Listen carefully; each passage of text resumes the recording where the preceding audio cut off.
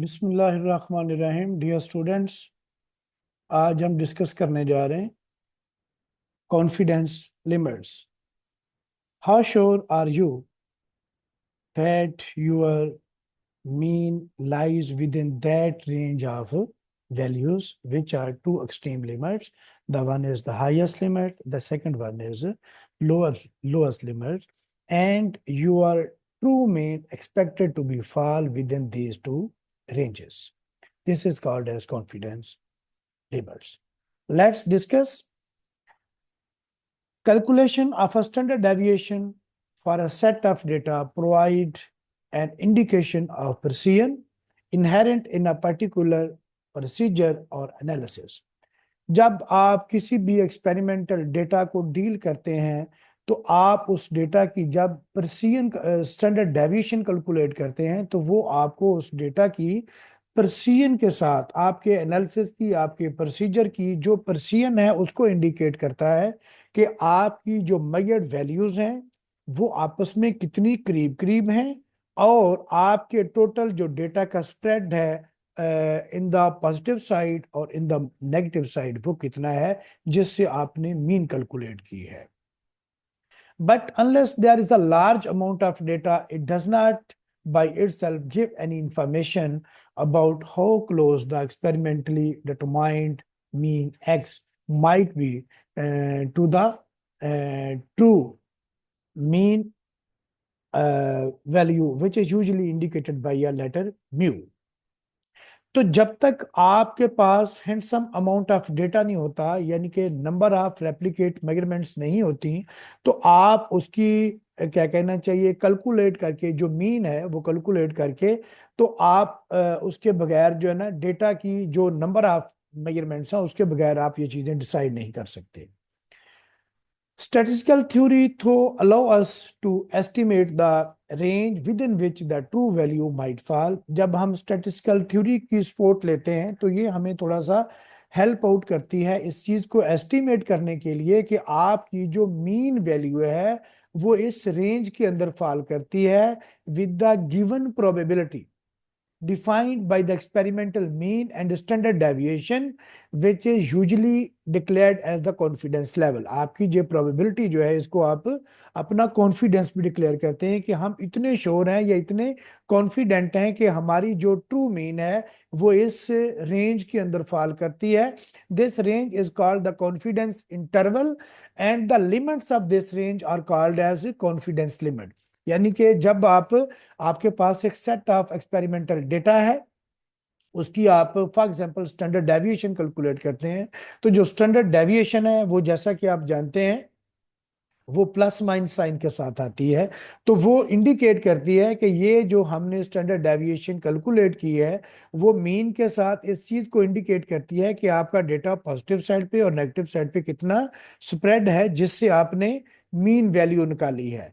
अच्छा, उसके बाद ये है कि ये एक रेंज जो आपको मिलती है, आप स्टैटिस्टिकल थ्योरी का सहारा लेते हो, आप उसकी क्या कहने हैं स्टैंडर्ड डेविएशन कैलकुलेट करते हो और वो आपको जो एक रेंज मिलती है वो स्टैटिस्टिकली आपको हेल्प आउट करती है ये डिफाइन करने में कि आपकी ये जो ट्रू मीन है एक्चुअल मीन है जिसको आप एस्टिमेट करने की एफर्ट कर रहे हैं वो इस रेंज के अंदर फॉल करती है. This range is called as confidence interval और the limits of this range. अब उसकी उस कॉन्फिडेंस लिमिट की जो रेंज है, रेंज मीन कि फॉर एग्जांपल पॉजिटिव साइड वाली वैल्यू और जो नेगेटिव साइड वाली वैल्यू है उन दोनों के दरमियान एक रेंज है. This range is called as confidence limit. The likelihood that the true value fall within the range is called as probability और कॉन्फिडेंस लेवल. और इसकी क्या कहना चाहिए प्रोबेबिलिटी कितनी है कि आपकी जो वैल्यू है जो जिसको आपने कैलकुलेट किया है या वो जो ट्रू वैल्यू है जिसको बेसिकली आप इन टर्म्स एस्टिमेट करना चाह रहे हैं वो इस रेंज के अंदर फॉल करती है. ये आपकी प्रोबेबिलिटी है, ये आपका अमकान है या आपका कॉन्फिडेंस लेवल है और इसको यूजुअली परसेंट की फॉर्म में रिप्रेजेंट किया जाता है. अब इस चीज को रिप्रेजेंट करने के लिए हमारे पास एक इक्वेशन है जिसके अंदर टी की वैल्यू भी है और जिसको स्टैंडर्ड डेविएशन की मदद से कैलकुलेट किया जाता है. The true value fall within the confidence limit estimated using T at the desire confidence level. आपका जो डिजायर प्रोबेबिलिटी है, आपका कॉन्फिडेंस लेवल है, जो कि हम कॉन्फिडेंस लेवल के मतलब प्रीवियस डिस्कशन के अंदर भी डिस्कस कर चुके हैं कि यूजुअली वो जो बुक्स के अंदर हमें मिलता है वो 90% है, 95% है, या फिर 99% है। तो उसके रेफरेंस से हम आगे जो हमारे तमाम ये तखयलाती मामलात कह लें या प्रैक्टिकल कह लें, उनकी ये बेस होती है। अब इसको देखिए, confidence limit is equal to X bar plus minus टा और T standard deviation over under root N. तो ये बेसिकली ये हमारे पास किसी भी चीज की कॉन्फिडेंस, डेटे की कॉन्फिडेंस लिमिट मालूम करने के लिए हमारे पास एक इक्वेशन है।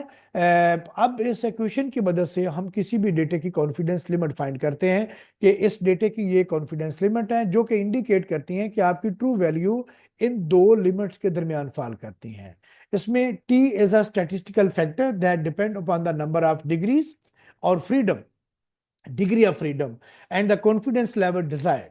यानी कि degree of freedom at a desired confidence level. आपका जो डिग्री ऑफ फ्रीडम क्या होता है, नंबर ऑफ मेजरमेंट्स -1, n-1 भी इसको यूजली जो इंडिकेट किया जाता है।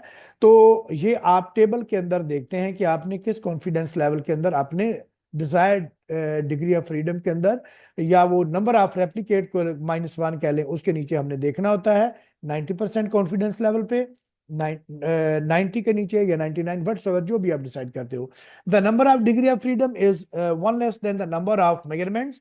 The value of T at different confidence level and ranges degree of freedom are given the table. आगे टेबल में आपको दिखाऊंगा जिसके अंदर ये सारी वैल्यू जो दी गई हैं। Note that the confidence limit is simply the product of T and the standard deviation of mean S over under root N. ये चीजें हम ऑलरेडी कैलकुलेट कर चुके हैं, जिनको हम it is also called as the standard error of mean. इसको standard error of mean भी बोल देते हैं।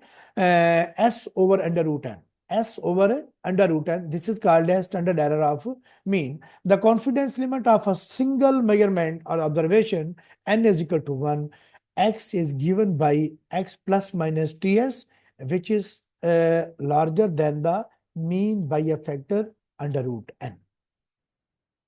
तो next, this is a very good example जिससे आप बेहतरीन तरीके से चीजों को अंडरस्टैंड कर सकेंगे। अब एक सोडा ऐश का आपके पास सैंपल है।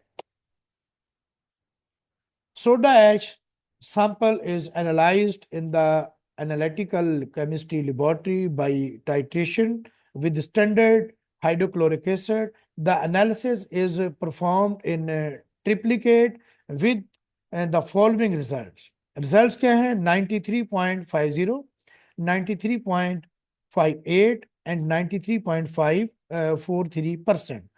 सोडियम कार्बोनेट, ये बेसिकली परसेंटेज किसकी है? सोडियम कार्बोनेट की।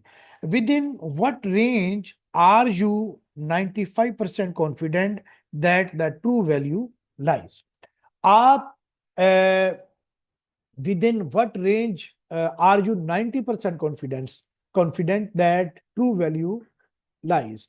आप किस रेंज के अंदर 90% तक कॉन्फिडेंट है कि आपकी जो ट्रू वैल्यू है वो इसी रेंज के अंदर एग्जिस्ट करती है? आपने वो रेंज फाइंड आउट करनी है। तो सबसे पहले जो मैं आपको टेबल की बात बता रहा था, तो जहां पे मेरा कर्सर मूव कर रहा है, ये मुख्तलिफ कॉन्फिडेंस लेवल है, 90%, 95%, 99% और 99.5%। ये आपके डिफरेंट कॉन्फिडेंस लेवल है, और ये जो न्यू इंडिकेट किया गया है, ये बेसिकली आपका डिग्री ऑफ फ्रीडम है।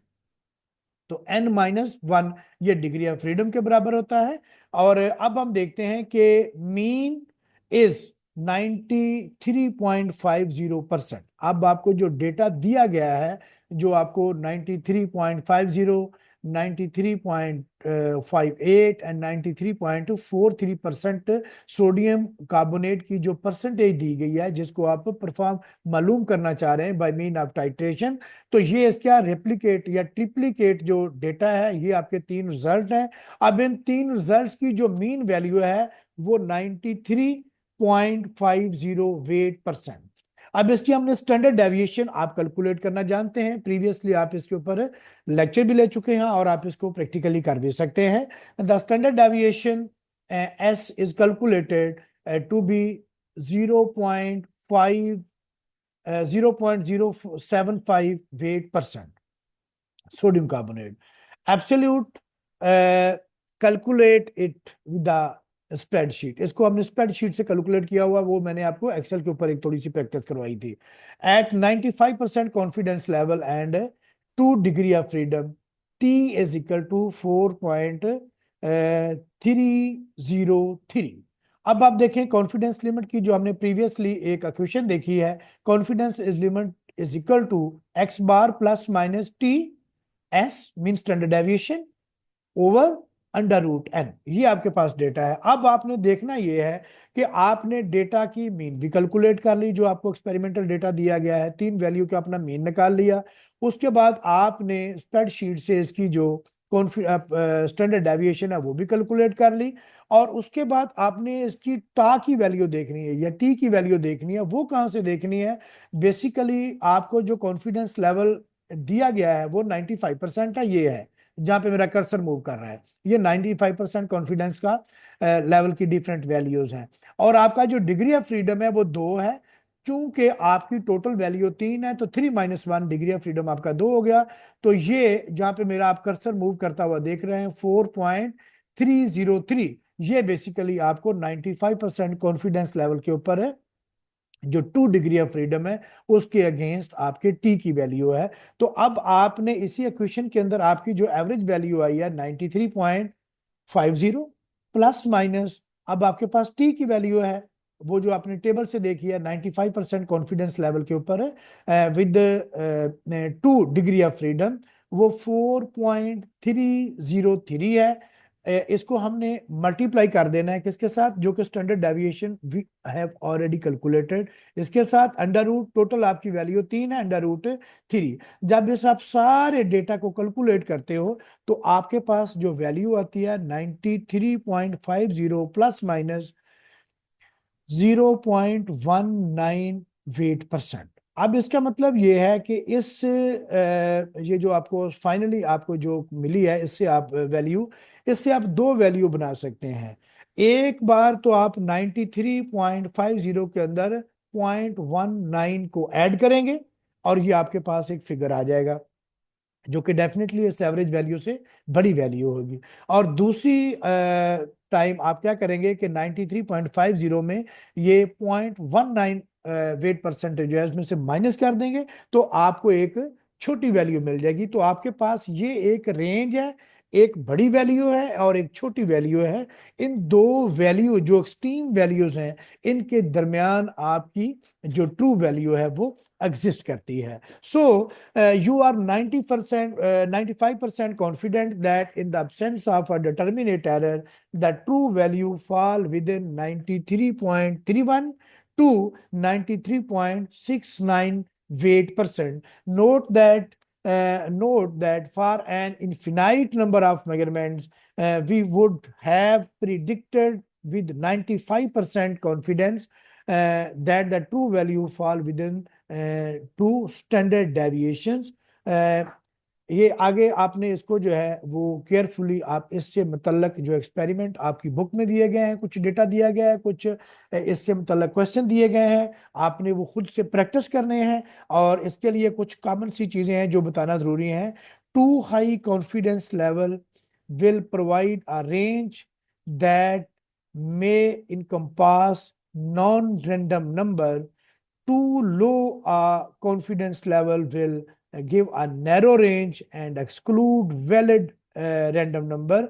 Confidence level of 90% to 95% are generally accepted as reasonable. आमतौर पे 90% और 95% कॉन्फिडेंस लेवल के ऊपर जो कैलकुलेशंस हैं वो परफॉर्म की जाती हैं। और इस क्वेश्चन को यूज करते हुए, इस एग्जांपल को फॉलो करते हुए आप डिफरेंट किस्म के क्वेश्चन डिजाइन कर सकते हैं, और उन क्वेश्चन डिजाइन करने के बाद आप डिफरेंट नंबर ऑफ रेप्लिकेट के मुताबिक, और उसके बाद आप इस क्वेश्चन में उन वैल्यूज को पुट करके उनकी एवरेज निकाल के, उनकी स्टैंडर्ड डेविएशन निकाल के, और टी की वैल्यू उनकी डिग्री ऑफ फ्रीडम के अकॉर्डिंगली आपके डिजायर्ड कॉन्फिडेंस लेवल के अंडर आप देखिए उसको, तो आप उस किसी भी डेटा की जो एक्सपेरिमेंटल वैल्यूज हैं उनकी जो कॉन्फिडेंस लिमिट है वो आप फाइंड कर सकते हो, वो रेंज आप फाइंड कर सकते हो जिसमें आपकी वैल्यू, ट्रू वैल्यू जिसके अंदर विद इन विच फॉल करती है। तो थैंक यू वेरी मच, आज के लिए इतने काफी है। इंशाल्लाह हम नेक्स्ट लेक्चर में मजीद चीजें जो डिस्कस करेंगे।